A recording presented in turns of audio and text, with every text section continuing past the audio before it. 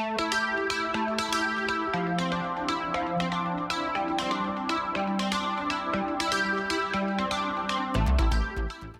and welcome to our lecture on understanding bundle branch blocks. My name is Clark Imus and I'm going to be facilitating your video lecture today. Let's go ahead and dive in and get started. We have a number of objectives for Chapter 4 that we need to review. They include locating the J point on the ECG. We'll use this as a location point to be able to determine points of determinal deflection. We'll describe the benefits of monitoring in lead MCL1 or modified chest lead 1. We'll describe the properties of interventricular conduction system and how those will work to help us better understand where these blocks will be coming from when we're dealing with bundle branch blocks, where they can exist, whether it's in the right or the left bundle branch. We'll also talk about using lead MCL1 or V1, precordial lead 1, to determine the presence and location of a bundle branch block. A lot of times students will tell me things like, hey, I had someone explain to me that if I see bunny ears in lead 2, if one ear is higher than the other, on the left side it's a left bundle branch block or vice versa. That information is generally not accurate. It's not considered to be diagnostic. The information we're going to present today will be. And finally, we're going to talk about the hemodynamics and the conduction system that can be associated with the bundle branch block. How do we interpret or anticipate for our patient to become hemodynamically unstable? Let's go ahead and get started. When we think about the bundle branch anatomy and physiology, we're talking predominantly here about the ventricles. As we talked about in our previous lecture, we were focusing mostly on the anterior and posterior fascicle of the left bundle branch, which is really only in the left ventricle here. Now we're going to be looking at both of those branches, both the left bundle branch, which breaks off into the anterior fascicle and the posterior fascicle, and then we have the right, which is a single branch that covers just the right ventricle. Now, the importance behind the bundle branch is that they're going to facilitate succinctum. That's the ability for the heart to contract at the exact same time. Both left and right ventricles will work together. Bundle branches lead to the falling out of sync, if you will, when it comes to ventricular contraction. And we're thinking about perfusion, right? We want to make sure that adequate blood moves both to the lungs and moves to the body. That's going to be our biggest input as we go through. Now, the other part of this, again, is that we have to recognize that when we're dealing with depolarization of the ventricles, right, as the signal is traveling through these bundle branches, it causes them to sink in that, or to depolarize in that sync-like fashion for each of them to be able to have that succinctum. And that's what's important for optimal cardiac output. I can't emphasize that enough, that the ventricles being in sync together is critical to ensure that you have adequate cardiac output. The bigger the problem you have with bundle branch blocks, the bigger the problem you're going to see eventually, potentially progressing worse into a situation where a patient is no longer hemodynamically stable, meaning that they're not able to maintain a blood pressure or adequate perfusion to their vital organs, heart, lung, brain, things of that nature. Now, we also have to think about some of the pathophysiology that goes into this as well, too. We know that most of the time when we're dealing with bundle branch blocks, it's caused by ischemia, typically acutely. And it can be a result of congenital deficits. It can be secondary to other issues like hypertension or other degenerative heart diseases. And some people even naturally just have a bundle branch block of some sorts and can live with that without having any issues. It's important that we emphasize that the bundle branches are made up of living, breathing cells. They have to have good blood supply in order for them to function properly, just like any part of the body would. And again, when we think about both the left and right ventricles as being the predominant workhorse of the heart, right, we want to make sure that both those bundle branches are uniquely taken care of, that they are both intact as best as possible. The more damage, the more problems those over a period of time can really lead to problems with that output, cardiac output.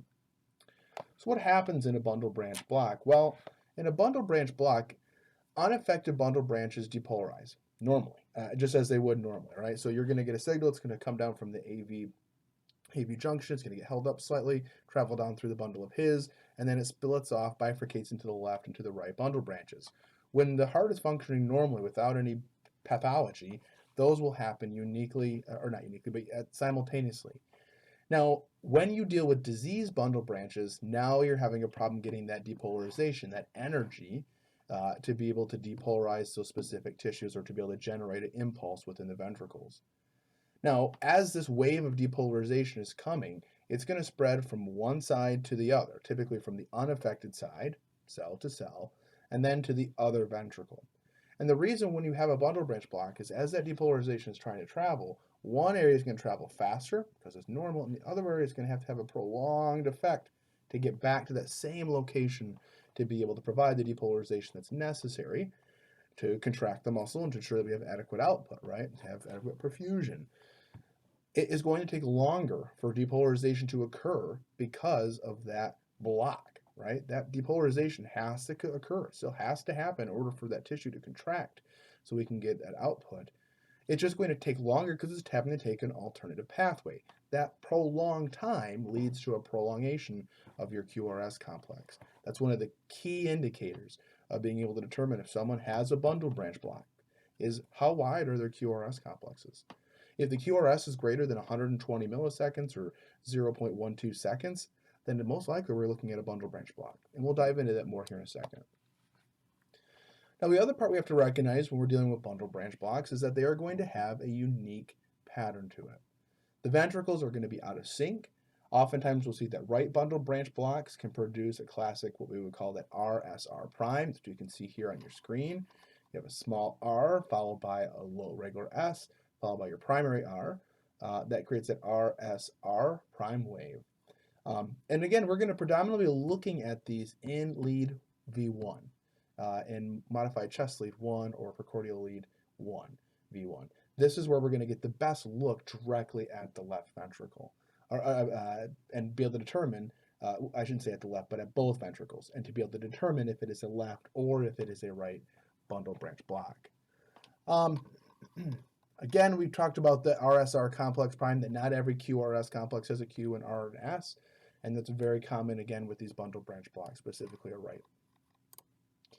Now, when we diagnose these bundle branch blocks, one of the key steps is going to be to determine the location of the J point.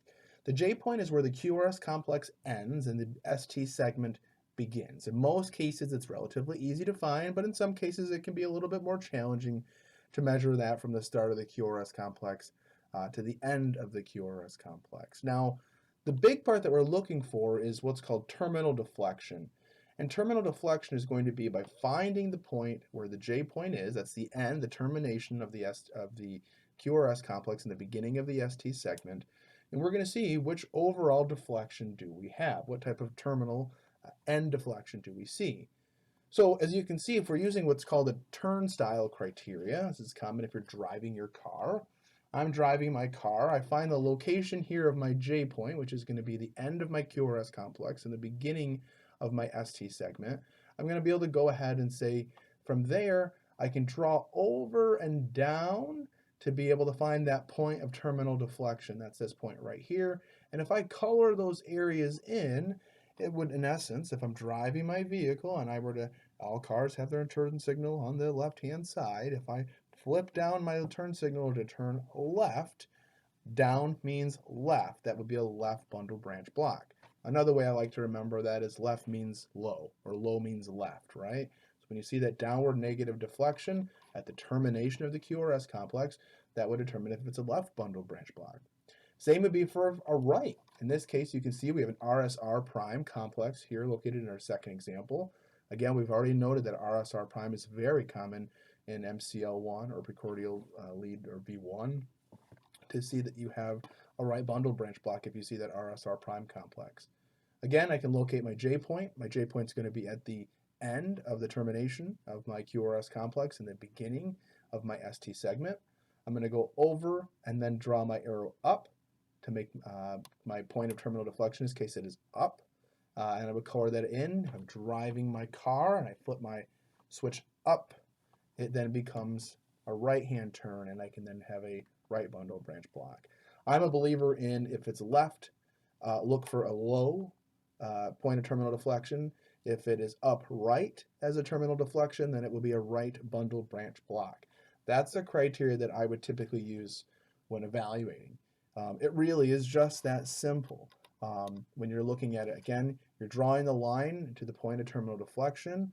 Step 3 is color until you have the arrowhead pointing into the said direction, and then identify if that is pointing up or pointing low. And at that point, you'll be able to say if it is pointing up, it is upright. It would be a right bundle branch block. And if it's pointing low, then it would be a left bundle branch block. It really is just that simple.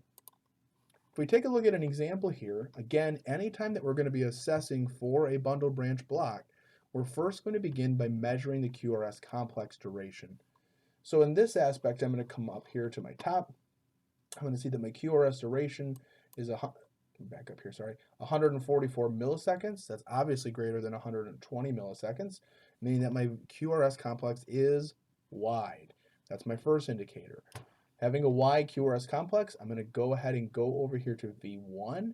I'm going to look to see where my ST segment begins and my QRS complex ends. Right about here, I think I can actually zoom in on this, I sure can. Right about here is going to be where you're going to see that J point, right? If I were to go over and down, coloring that area in, you'd be able to see that it is pointing down. So if it is pointing low, it will be considered to be a left bundle branch block. Again, I'm driving my car. I hit my turn signal down, I can turn left. That creates a left bundle branch block. Now, the unique part about a left bundle branch block is that it actually has, if you remember from our lecture last week, two pathways in the left, both an anterior and a posterior. And we said that an anterior hemiblock, or a block of the anterior fascicle, is going to be a pathologic left axis deviation, and in this case it would be dealing with the anterior hemiblock. If we're going to be dealing with a situation where the posterior fascicle is blocked, again, this would be an example of right axis deviation with a posterior hemiblock. Both, whether it's an anterior or a posterior hemiblock, whether it's left axis pathological or if you're dealing with a right axis deviation, those are each individual blocks of one of the pathways, one of the two pathways within the left ventricle. In this case, with the left bundle branch block, we're actually talking about a block that's higher or a block that involves both the anterior and posterior fascicle. So you may remember me saying this in class last week, and that is two blocks in one. That's an example of a left bundle branch block. A left bundle branch block automatically has both an anterior and a posterior block. That's what makes this so concerning. The more blocks you get within the conduction system, that shows that we've had a lot of inadequate perfusion to the conduction system cells or the tissue around that area, and that's going to lead to irritation or death of that tissue, which is going to lead to prolonging of the depolarization, and that leads to a bundle branch block. If that gets to be severe and in multiple locations of the heart, it really can lead to a complete heart block, and we'll talk about that at our next lecture. Let's take another look at an example of a bundle branch block. In this case, we're again going to start out the exact same way that we did before. We're going to go ahead here. We're going to first take a look at our QRS duration. Again, our QRS duration is 144 milliseconds. Being greater than 120 milliseconds, or greater than 0.12 seconds, I know that my QRS complex is wide. In this case, I'm going to go over to V1. I'm going to take a look at V1. And here I can see that in V1, my J point will be located right here. And again, I have an R prime complex. This is beginning of my ST segment. So here would be my J point. I'd find my point of terminal deflection and move up and over. And I can now see that my arrow would point up right, and that would create a right bundle branch block. Again, the key behind this is QRS greater than 120 milliseconds, V1. I'm looking for that J point to define that terminal deflection. Again, in this location, you can easily be able to see that. And for the heck of it, I'm going to actually go ahead and I'll draw one for you here too. So you can see that as I color this in, it should clearly point up right. And that's going to be the area that we're going to see. Again, starting here at the J point and moving up and over to the right.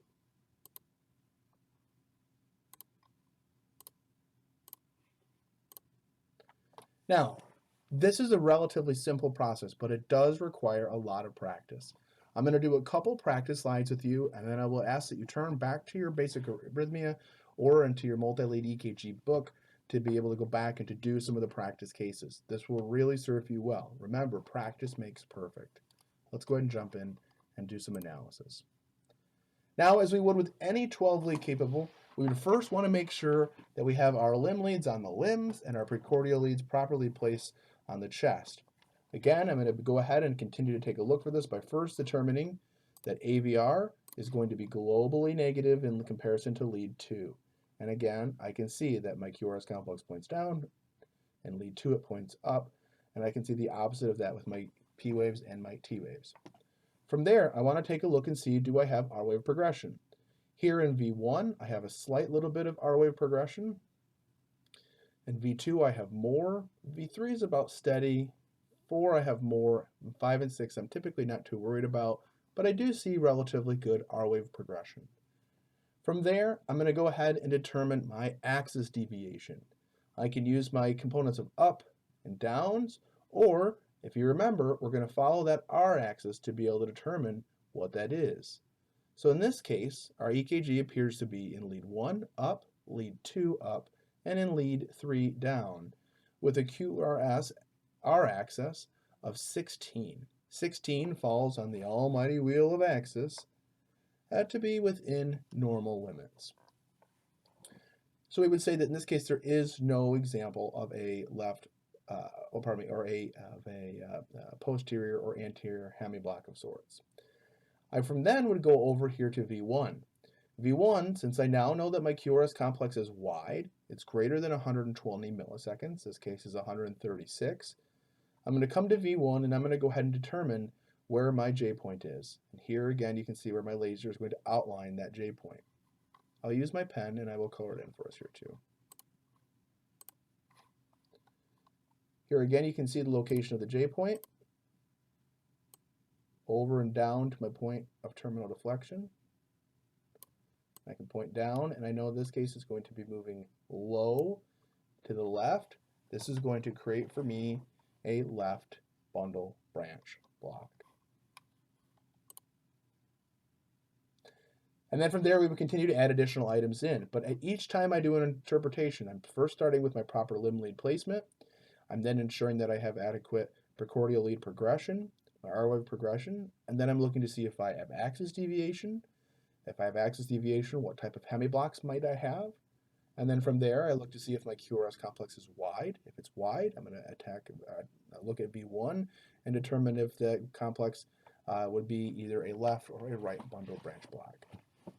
Again, on a left bundle branch block, you're automatically getting two blocks in one. Remember, a left bundle branch has 2 fascicles, anterior and a posterior, right? Those are both concerning if they're blocked. Right only has 1 fascicle, and if it's blocked, it's all blocked.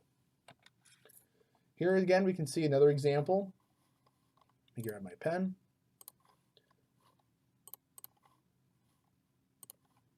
Again, first thing I'm going to look for to see, am I have globally negative aspects of AVR? I do. I have a positive up right here in AVR and a more negative complex in lead 2. I'm showing that I have good R wave progression here in V1 through V4. I'm going to take a look at my axis deviation. In this case, my axis is going to be negative 65. Negative 65 is not so normal. If I take a look at my almighty wheel of axis here and I make my crosshairs, again, this is my 0. This is going to be my negative 90, my positive 90 down at the bottom, right? And again, when I'm dealing with negative 65, I'm going to be up over here, man, right? That's in the area. This little spot right here, from there down, this is negative 40. Negative 40 is going to be anything from like negative 39 on down to 0 is going to be considered a left axis deviation. It's still on the left axis, but it's physiologic, meaning it's normal for that individual, or without pathology at least. But greater than that, from negative 40 to negative 90, falls into left axis deviation, pathological. We're having some pathology there. So in this case, we're seeing we're seeing a anterior hemiblock. An anterior hemiblock here with our left axis deviation. That's telling us already we have 1 block already within the heart. Again, that's in the left side. It'll be a left anterior fascicle block. From there, I'm now going to go over to V1 and take a look at V1. I'm going to find that point of terminal, the J point here, where I get that last beginning end of the QRS complex and the beginning of the ST segment. And then I'm going to go and find that terminal deflection point right up here. And then I'm going to go ahead and I'm going to connect those two dots, and it points up right. The fact that it points up right, driving my car, flip my signal up, I now can turn right. That creates a right bundle branch block. However, we know that in the right bundle, or in the right ventricle, pardon me, there's only one bundle branch block. So now I have a right bundle branch block, but I also have an anterior fascicle block, which is going to be a anterior hemiblock. So now in this normal patient, I have two blocks that I've identified so far. One that I've identified within the left ventricle as my anterior hemiblock, and my other in my right ventricle identified as my right bundle branch block. But wait, there's still more to this case. If you look at your PR interval, your normal PR interval, if this were to become greater from, again, we typically would say the QRS is going to be from 0.12 to 0.20. Okay, so that means if it's anything greater than 200 milliseconds or greater than 0.20 seconds, it becomes a first degree heart block. Look at this number right here, 202. We're right on that border. Look, if I were to measure, here's the beginning of my P wave, here's the end of my PRI. That is a first degree heart block, folks. This is actually a trifascicular block. That means three blocks in one. We have an AV block between the SA and the AV node. We have a block within the left ventricle through the anterior hemiblock, the pathological left axis deviation. And then we also have a right bundle branch block. And that right bundle branch block is of the right ventricle. That means the atriums, the ventricles, both right and left, all have blocks in them. How comfortable would you be if this patient was suffering from an acute myocardial infarction? Do you really think that they're going to have a lot of stability when it comes to their overall output of cardiac output or their ability to maintain a normal rhythm and avoid an arrhythmia?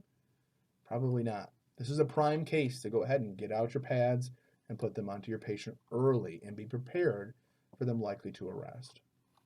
Let's do one more case and we'll move on to our next lesson. Okay, in this case again, same as before, I'm going to first go ahead and take a look at AVR. AVR appears to be globally negative in comparison to lead 2. Again, AVR is going to be anatomically where my aorta will sit. I'm going to take a look at my leads. I have up, up, and down with a PR axis of 13. That appears to be normal, so that eliminates any type of block of an anterior or posterior fascicle. I also can take a look at my QRS duration. It's not greater than 200 milliseconds, so I know I'm not dealing with an AV block.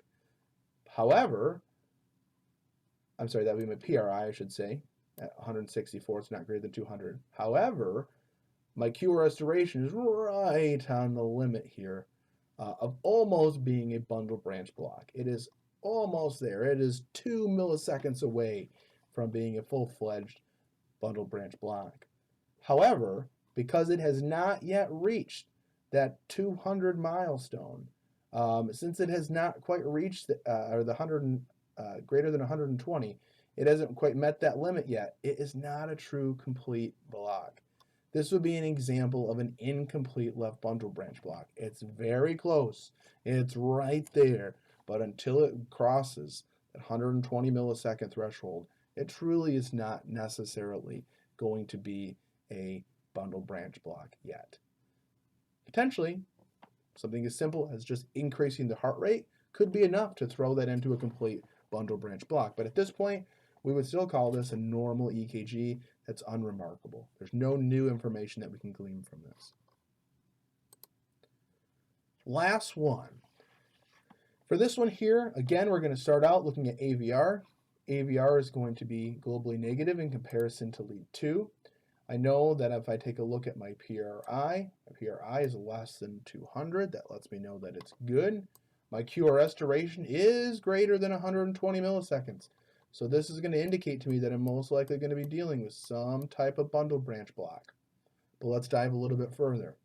In lead 1, it appears my leads go up. Lead 2, my leads go up. Lead 3, it looks like maybe they go down.